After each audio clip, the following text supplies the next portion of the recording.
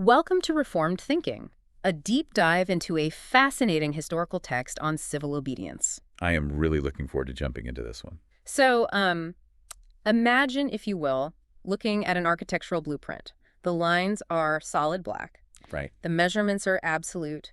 The architect points to the schematic and tells you to build the structure precisely as drawn. It feels clean. It feels safe. Yeah, it does. We like absolute commands because, well, they remove the burden of making difficult choices. Absolutely. But then, you step onto the actual construction site, the ground is unstable, the materials are flawed, and building the house the way it was drawn on paper might cause the whole thing to collapse right on your head. Oh, man, yeah. That is a mess. Suddenly, you have to start using your brain to figure out what the architect actually intended. That tension between reading an absolute rule and applying rigorous contextual logic to a chaotic world is what we're unpacking today. It is the defining tension of interpreting any ancient text, particularly scripture.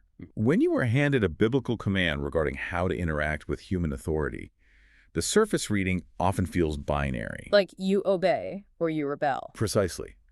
But human history, especially political history, is never binary. No, it is not. It is messy. It is full of corrupt magistrates, broken systems, and, competing loyalties. Today, we are analyzing a sermon titled Submission to Rulers. A very heavy title. It is. It is based on a very famous biblical text, Romans chapter 13, verses 1 and 2. Right. The author credited with this sermon is the brilliant American theologian Jonathan Edwards. One of the sharpest minds ever. Our primary mission today is to break down how a mind as rigorous as his tackles a passage that, on its surface, seems to demand total unconditional submission to whatever civil authority happens to be in charge. Yeah, which is a tough text to read. We are going to uncover how he uses intensive scriptural cross-examination and deductive reasoning to argue for the right to resist tyrants. It is a massive intellectual shift. But before we get into the heavy theology, there is a glaring chronological anomaly right at the top of the document we need to address. Oh, the dates. Yeah. The biographical notes provided in our source state very clearly that Jonathan Edwards died of a fever in 1758. Right. Yet the footnote at the bottom of the very same document indicates this specific sermon was preached at a freemen's meeting in 1775. Which is quite a gap. How does a minister preach a sermon 17 years after his own funeral? That discrepancy just jumps right off the page, doesn't it? It really does. Based on the information provided in the text itself, well, we can piece together what happened. Okay, lay it out. The footnote mentions the document was published because it was a curious and interesting sign of the era in which it was preached. Right. What we are looking at is a situation where Edwards formulated these rigorous theological arguments regarding civil obedience during his own lifetime. So he wrote them down way earlier. Yeah, he wrote them down, likely preached them in a different context, and then he died. Then, as the American colonies approached the brink of war with Great Britain in 1775, the political climate became explosive. Things were heating up. Big time. The people in his community needed a heavy intellectual anchor to make sense of the chaos. So they went looking for answers. Exactly. Someone pulled out his old manuscript. Wow. His theological arguments were brought out posthumously, read aloud at this voting meeting, and applied directly to the Revolutionary era. That is fascinating. His intellect was essentially drafted into a political crisis long after his death. They needed the smartest guy in the room to settle a debate, even if he was no longer in the room. That is a great way to put it. And if you are wondering why you should care about a theological manuscript from the 1700s, well, it is because you are dealing with the same fundamental tension today. Oh, absolutely. If you have ever felt completely trapped between obeying a corrupt boss and breaking the rules, or if you've ever wondered how to read an absolute command without losing your God-given capacity for logical reasoning, you are facing the problem this text tries to solve. It is incredibly relevant. To understand the solution, we first need to understand the sheer intellectual mass of the man who wrote it. Let's do it.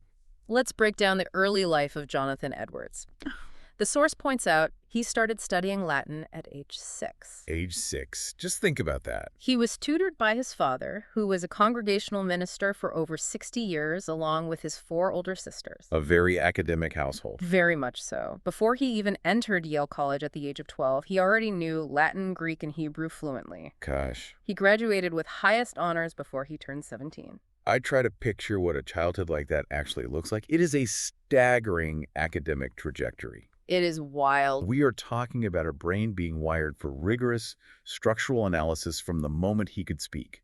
I think the best way to frame him for a modern audience is to compare young Edwards to a teenage tech savant. Oh, I like that comparison. You hear stories today of kids coding revolutionary operating systems from their bedrooms at age 14, Right. or mastering complex mathematics before they get a driver's license. Yeah, these prodigies. That was Edwards. But instead of C++ or Python, his coding language was ancient biblical syntax. That is spot on. His entire mental framework was built on parsing the logic of God's interaction with humanity. Highlighting this establishes that his later arguments about government, authority, and resistance are built on an incredibly sturdy academic foundation. They are not just off the cuff. Right, these are not impulsive rants from a disgruntled citizen. That distinction changes how we read the text, honestly. It gives it weight. After he graduated, he experienced a conversion at age 17, became a preacher in a small Presbyterian church in New York, and then returned to Yale as a tutor. Moving right up the ranks. Eventually, he became the assistant to his grandfather, Solomon Stoddard, who had pastored the church at Northampton, Massachusetts for 57 years. That is a long time in one pulpit. It is. When Stoddard passed away, Edwards took over the pulpit. He played a massive role in the Great Awakening in 1734. A massive historical movement. The text notes, he became a close associate of George Whitefield, the famous Calvinistic evangelist. Right.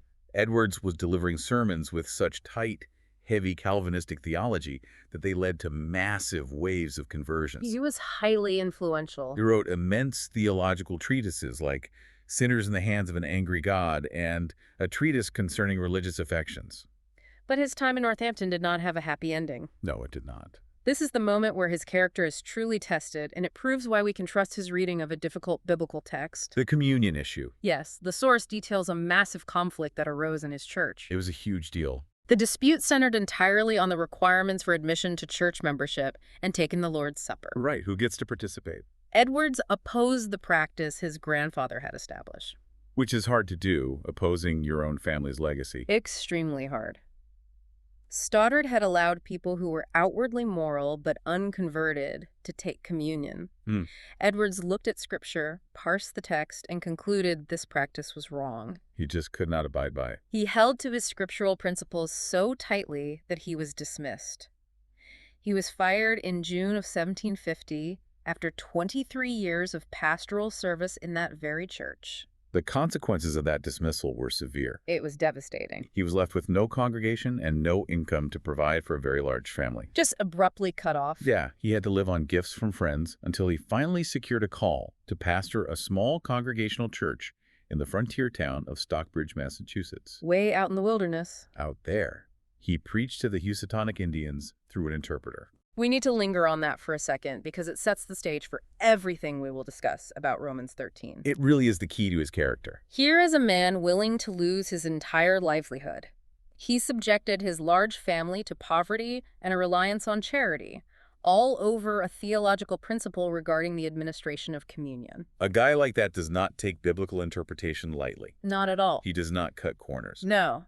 If he tells us that a passage of Scripture does not mean what the majority of people think it means, we can trust that he has done the grueling exegetical work. He put the time in. He is not trying to find a convenient loophole to justify a rebellion. Right. He proved he would rather suffer immense personal loss than compromise his understanding of Scripture. His final years underscore that dedication. How so? Well, while living in that frontier wilderness in Stockbridge, dealing with uncivilized conditions that brought on fever and hardship, he wrote his massive essay on the freedom of the will.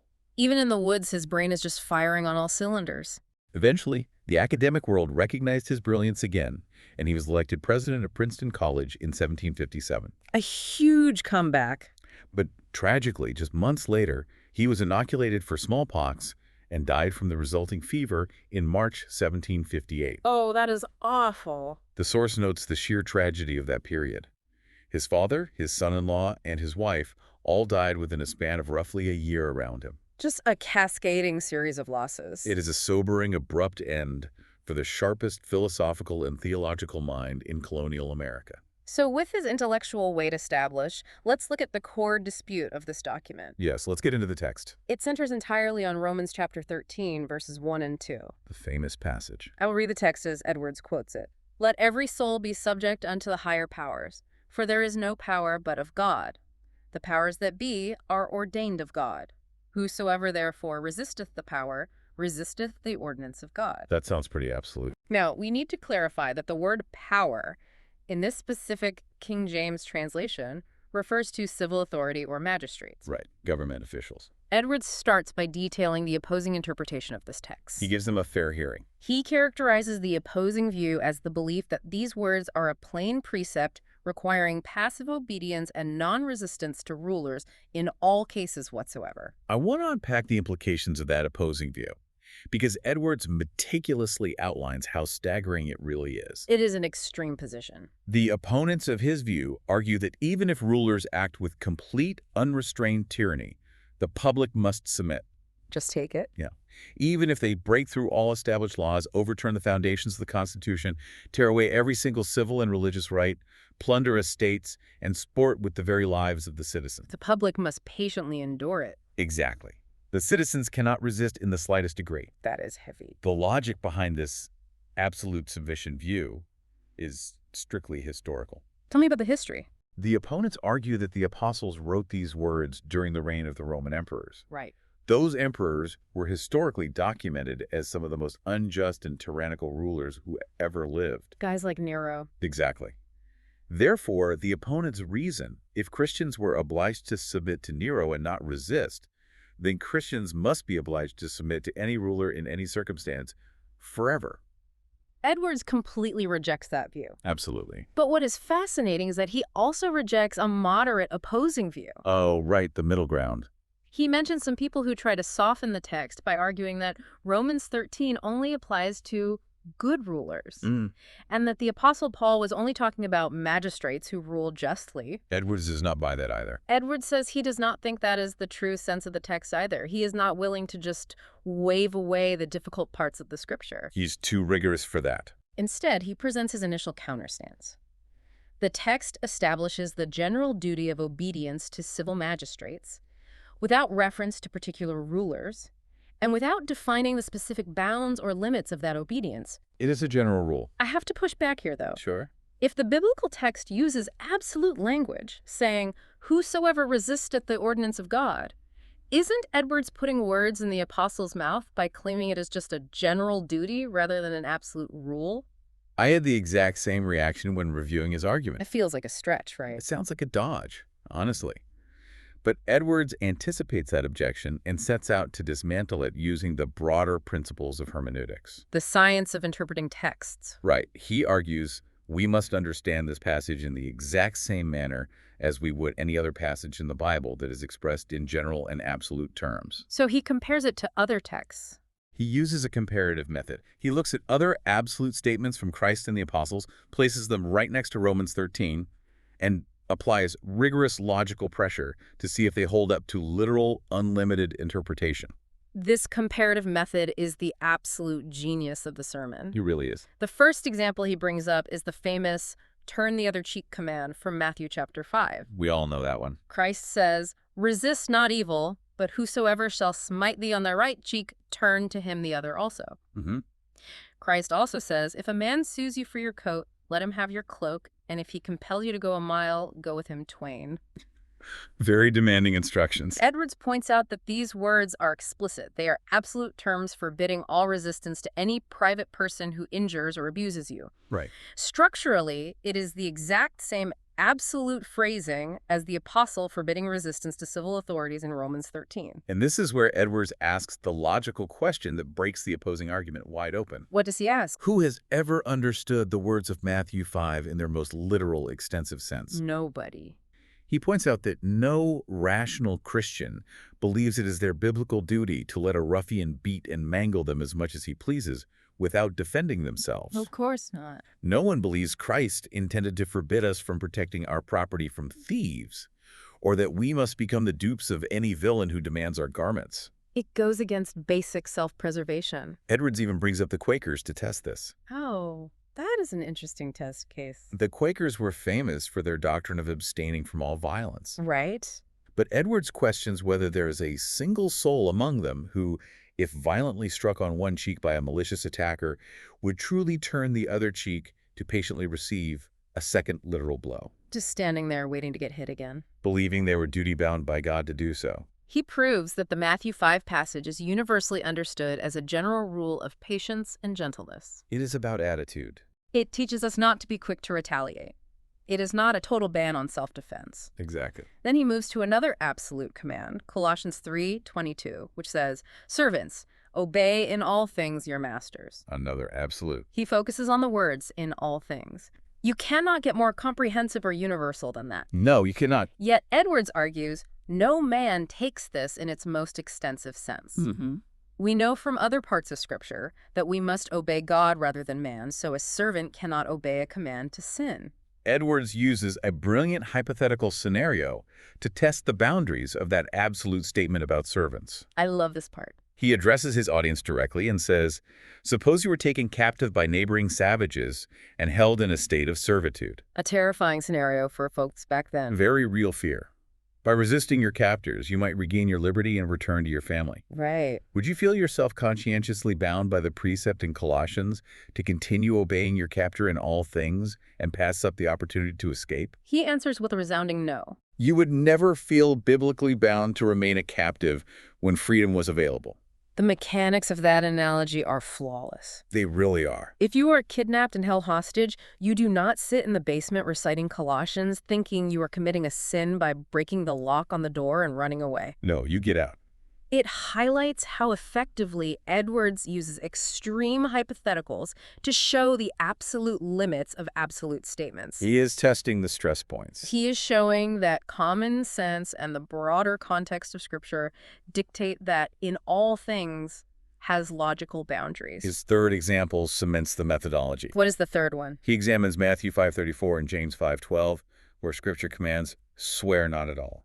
Oh, regarding oaths. The prohibition against swearing an oath is presented peremptorily and absolutely. Just completely forbidden on the surface. It is just as absolute as the prohibition against resisting the higher authority. Right. Yet Edwards points out that universally this is understood with some limitation. How? It is understood as a ban on profane, trivial oaths used in common conversation, not a total abolition of all legal swearing in a court of law. Ah, I see. A strict literalist would be paralyzed in a judicial setting. You couldn't swear in on a witness stand. By proving that multiple absolute statements in Scripture possess inherent logical limitations, Edwards successfully argues that Romans 13 can also possess logical limitations. The logic builds perfectly. He concludes the apostle only meant to teach the general duty of submission in ordinary cases, without intending to settle the question of whether resistance might, in some extraordinary cases, be lawful. He proves you cannot read the Bible as an isolated series of sound bites. You need the whole counsel of Scripture. But he does not just rely on comparing other texts. He goes right back into the specific context of Romans 13. He stays in the chapter. He looks at verses 3 and 4, which immediately follow the command to submit. What are they? Those verses describe the character of rulers. They say rulers are not a terror to good works, but to evil. They say the ruler is a minister of God to you for good and an executor of wrath upon him that does evil. This is where Edwards sets a logical trap his opponents cannot escape. It is so clever. Remember, the opponents argue that verses 1 and 2 apply strictly and directly to the tyrannical Roman emperors at the time. Right, because of when it was written. If that is true, Edwards argues, then verses 3 and 4 must also apply directly to those same Roman emperors. Because it is all one continuous thought. You cannot separate the subject of the first two verses from the subject of the next two verses in a single thought. But it is historically false to claim that the Roman emperors were ministers of good who praised righteous works and acted as a terror to evil. Absolutely false. They were the exact opposite. They burned Christians. They executed the righteous and rewarded the wicked. So the opponent's interpretation collapses under the weight of historical reality. It falls apart entirely. Edwards explains that since it was historically false that Roman emperors fit the description in verses 3 and 4, the passage cannot be validating the behavior of specific current tyrants. Instead, the apostle is laying down the general duty of submission by stating the purpose and the end goal of the institution of civil government. How it is supposed to function. Civil government is appointed by God to be a terror to evildoers and a recompense to those who do well. That is its design. That raises a really tough question, though. What is that? If the Apostle Paul knew the Roman emperors were tyrants, and if Christ knew the political situation was unjust, why the divine silence on politics? That is the big mystery. Why didn't Jesus just give a straight answer when the Pharisees asked him about paying tribute to Caesar? It would have made things easier. He could have said, yes, pay it, the tax is just, or no, Caesar's a tyrant, resist him. But he doesn't. Instead, he says, render unto Caesar the things that are Caesar's. It feels like an evasion. Edwards addresses that evasion directly. How does he handle it? He notes that Christ, with indignation, rejected the thought of being a judge and a divider over the people regarding temporal matters. He did not want to be an earthly political judge. When the Jews tried to draw out his opinion on paying tribute, he purposely evaded the specific political question. Right. Edwards argues that for wise reasons, Christ and the apostles passed over these political matters in silence. Okay, what is the reason? They taught mankind general duties. They left the endless, particular, intricate circumstances of daily political life to be determined by the light of those general rules, combined with natural reason. I suppose if Scripture tried to address every single specific political dispute in human history, it would be an infinite set of books. It would be unreadable. We are left with the compass of general duties and the engine of natural reason. That is a good analogy. But Edwards knows that deductive logic alone is not enough for his audience. They need proof. He needs to show scriptural precedents where lawful resistance actually took place and where it was approved by God. He goes to the historical records. He starts pulling rapidly from the Old Testament to prove his point. The Old Testament evidence he gathers is systemic. Where does he start? He begins with the revolt of the 10 tribes from King Rehoboam. Okay, We need to look at the mechanics of this story to understand why Edwards uses it. break it down. The history here is that the people of Israel had suffered under heavy economic burdens imposed by King Solomon to build the temple and the palaces. High taxes. When Solomon died and his son Rehoboam took the throne, the people made proposals to ease the yoke. They wanted relief. They asked for tax relief, essentially. Rehoboam rejected their proposals with disdain. Not a smart political move. He took the advice of his younger counselors and threatened the people with even more grievous burdens. In response, the 10 tribes revolted with one consent and set up Jeroboam as their king. Edwards points out a crucial detail here. What does he highlight? The biblical text never once blames the 10 tribes for this revolt. Wow, okay. In fact, when Rehoboam gathered his massive army to make war upon them and force them back into submission, God explicitly forbade him. God intervened. God spoke through a prophet and said, "This thing is from me." That is a massive endorsement. Now, Edwards is very careful here. He clarifies that a mere prophecy or prediction of an event never justifies an action that would otherwise be criminal. Right, predicting sin does not make the sin okay. Just because God foretells something does not mean the actors are morally innocent. Exactly. So, by noting that God approved of this specific resistance without blaming the tribes for a moral failing, Edwards is saying the revolt itself was inherently lawful based on Rehoboam's tyranny. It dismantled the divine right of king's argument entirely. He rapid-fires several other Old Testament examples to build this case, focusing on the mechanics of disobedience. Give me some examples. He mentions the people resisting King Saul when Saul was determined to arbitrarily execute his own son, Jonathan. The people stepped in and stopped the magistrate from committing murder. They actively pushed back. He mentions Saul's servants flat out refusing to obey the king's direct order to slay the priests of the Lord. Insubordination for a righteous cause. He brings up the Egyptian midwives who defied Pharaoh's command to kill the Hebrew infants. That is a famous one. Look at the moral hierarchy there. The midwives recognized that the law of God regarding human life superseded the absolute decree of the highest civil authority on earth. They chose the higher law. He discusses David's wars, and finally, he points to the Maccabees. Right, the Maccabean revolt. The Maccabees led a vigorous armed resistance against Antiochus Epiphanes and the kings of Syria, and Edwards notes that this resistance is spoken of approvingly by the prophets. It is a mountain of evidence showing that resistance to authority happens in the Bible and is sometimes righteous. It is hard to argue with that list. But he does not rely solely on the Old Testament. He moves to the New Testament to find evidence for resistance. What does he pull from the New Testament? And his first example here is fascinating. He argues that when Christ tells his disciples to flee from persecution, to flee from one city to another. That act of fleeing is actually a form of resistance. I have to push back on that logic. Yeah, go ahead. Fleeing a city feels like passive avoidance. It feels like cowardice. It hardly seems like the equivalent of dethroning a king. I had the exact same skepticism. Right. Fleeing feels like surrender. But Edwards slowly unpacks the societal mechanics of a kingdom to prove his point. Walk me through it. A king is only a king because he has subjects. Mm-hmm. He needs taxes to fund his court. He needs a militia to enforce his borders. He needs farmers to grow the food. He needs people. Edwards argues that if the generality of a prince's subjects, or all of them, were to flee his jurisdiction, it would effectively annihilate his government. It empties the kingdom. It would break up his dominion and dethrone him just as thoroughly as a universal armed rebellion. Wow. A king standing in an empty field shouting at the grass is not a sovereign.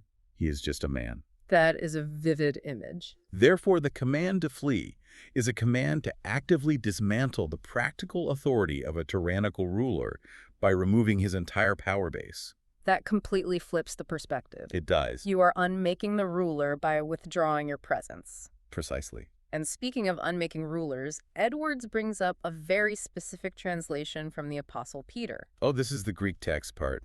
In 1 Peter, the English translation typically says, "Submit yourself to every ordinance of man for the Lord's sake." Mm-hmm. But Edwards points out that the original Greek phrase used there, anthropinectise, translates much better as creature of man. The theological weight of that translation is massive. Explain the Greek terms.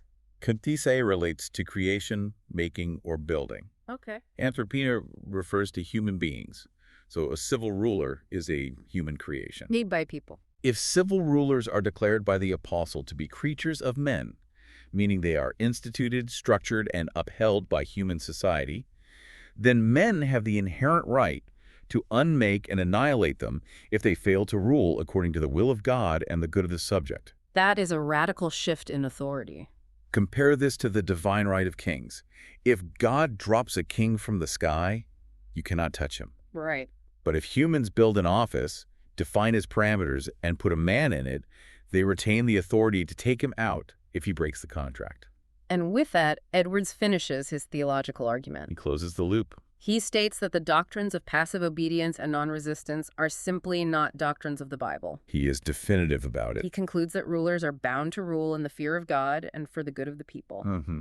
If they do not, resisting them is actually doing God's service. It is a stunning theological conclusion. So how does a colonial farmer actually use this theology on a Tuesday afternoon? Right, rubber meets the road. That is where the manuscript shifts. The footnote told us this was preached at a freemen's meeting for voting in 1775. Town hall politics. Edwards drops the abstract Greek translations and starts making immediate, local, highly practical demands on his audience's voting behavior. The transition from the abstract to the concrete is seamless. What does he tell them to do? He tells the freemen present that it is customary to point out the character of the men they should vote for. Okay. And he's going to comply with that custom by giving them 5 specific rules for voting in this critical historical juncture. Rule 1 and Rule 2 are all about supporting the broader cause. He warns the freemen against voting for anyone who rejects the result of the late Continental Congress or anyone who rejects the votes of their own House of Representatives. Basically, stick with the leadership. He says you cannot choose a man who claims the plan adopted by the Congress is wrong and who insists that relief can only come by petitioning the king in Parliament. Looking at this impartially, as a historical document, Edwards is identifying internal division as the greatest functional threat to the community. A house divided. He argues that speeches criticizing the Congress tend to divide the country and make them an easy prey to their enemies. It weakens the front line. Furthermore, he points out the logical inconsistency of the voters themselves. How are they inconsistent? He reminds the freemen that they have almost unanimously voted their approbation, their approval, of the Continental Congress in their previous public votes. Oh, I see. Therefore, to elect a representative who publicly opposes the Congress is to act inconsistently against their own town's established position. He carries that same logic into the second rule regarding Boston. What is happening in Boston at this time? He says you ought by no means to vote for a man who says the citizens of Boston are suffering the fruits of their own folly and rashness, rather than suffering in the common cause of American liberty. You want solidarity. He is essentially pointing out that the Congress has declared Boston is suffering for the common cause. If you vote for a guy who blames Boston, you are disagreeing with Congress and betraying the interests of the country. It is a demand for absolute political alignment during a crisis. Mm-hmm. Then, in Rule 3, he tackles the issue of self-defense and what he calls sowers of discord. Who are the sowers of discord? He condemns those who speak contemptuously of the local assembly's laws regarding arming and training soldiers. So anti-military folks. He unpacks the arguments of these complainers in detail. These opponents are walking around saying that arming is foolish, that Great Britain will easily subdue them anyway. Defeatists. And they complain that all the financial burden of training soldiers falls on the poor farmers, while the wealthy gentlemen of the assembly never actually go into battle themselves. Those complaints sound remarkably modern. They really do. It is classic class warfare rhetoric. The rich politicians make the wars, but the poor farmers fight them. We hear that all the time. But Edwards has zero tolerance for this argument in the face of a military threat. His response is fiery. What does he say? He says, "He that is not willing, if need be, to defend his liberty deserves to be a slave." Wow. That is a brutal, uncompromising assessment. It is brutal, but in his view, the stakes demand it. He is not messing around. He believes the manifest tendency of all such complaints is to disaffect the minds of the people towards their government and to raise a spirit of jealousy that will tear the community apart from the inside. It breeds resentment. He labels anyone who spreads these arguments a sower of discord who ought to be frowned upon with indignation by every friend of the country. Rule 4 is perhaps the most universally relatable part of this entire application section because he calls out a very specific, pandering politician. The farmer candidate. He describes a scenario where a known candidate for office, who happens to be a farmer, goes around to all the other farmers and tells them, "Hey, it is best for you to send a farmer to the assembly, not someone who lives in the town or city. Vote for me, I am a farmer like you." Edwards' reaction to this is visceral. He hates it. He calls it barefaced impudence Yeah. and says it is intolerable. Mm-hmm. He is astonished that a candidate would use such superficial pandering. He compares it to a man simply walking up and saying, "I am the fittest one in town, let me have your votes." Just pure arrogance. He anticipates that people might find his language too harsh, but he defends his bluntness. How does he defend it? He states unequivocally that it is a minister's business to tell men their sins, and a minister is unworthy of his office if he lacks the firmness to do so. He sees right through the populist rhetoric. He spots the manipulation. He wants voters to choose based on character, logical consistency, and alignment with liberty, not based on someone's occupation or demographic appeal. Exactly. Finally, Rule 5 is a plea to clear the town's reputation. What is wrong with their reputation? He details how their specific town has become the object of suspicion among neighboring towns. The neighbors suspect they are not sincere friends to the cause and that they secretly favor British taxation. A loyalty issue. Edwards urges the freemen to vote unanimously for proven friends of liberty to wash away this suspicion once and for all. To clear their name. If they vote for doubtful characters, they will confirm the neighboring town's worst fears. It is a comprehensive voter guide built entirely on the theological foundation he laid out in the first half of the sermon. The two halves fit together perfectly. The logical progression is airtight. He begins by dismantling the bad theology of passive non-resistance. Right. He proves, through rigorous scriptural comparison, that absolute statements in the Bible demand logical, contextual interpretation. Mm-hmm. This leads to the conclusion that rulers are bound to govern for the good of the people. And because civil magistrates are creatures of men, resisting unjust rulers can be seen as doing God's service. Then he takes that to the polls. He takes that massive theological conclusion and applies it directly to the ballot box, instructing his audience to vote only for men who will actively resist tyranny and defend the rights of the people. What this teaches you, as a listener today, is to avoid surface-level readings of any text, especially ancient ones. It is so easy to fall into that trap. It encourages critical thinking. It trains you to read historical and biblical documents with an eye for structural logic, rather than pulling out isolated sound bites to justify a pre-existing bias. Edwards did the hard work of synthesizing the whole counsel of Scripture, comparing verse with verse, to find the underlying truth about authority and resistance. The ability to distinguish between a general rule and a specific application is a timeless skill. It really is. It is crucial for anyone trying to apply ancient wisdom to modern problems without losing their intellectual integrity. Which leaves us with a final, provocative thought to mull over. What are you thinking? If we accept Edward's conclusion, if rulers are truly considered creatures of men, as the Greek text of Peter suggests, and if their authority is strictly conditional on doing good, at what precise moment does a legitimate authority cross the invisible line into tyranny? That is the million-dollar question. At what exact point does the citizen's obligation to submit dissolve? How do we identify that line before it is too late? Because it sneaks up on you. Because, Right. as we established at the beginning, this is not an architectural schematic with solid black lines. It is messy. When it comes to diagnosing the health of a government and the duty of the governed, the blueprint is blurred. It takes rigorous, logical thinking to find the truth.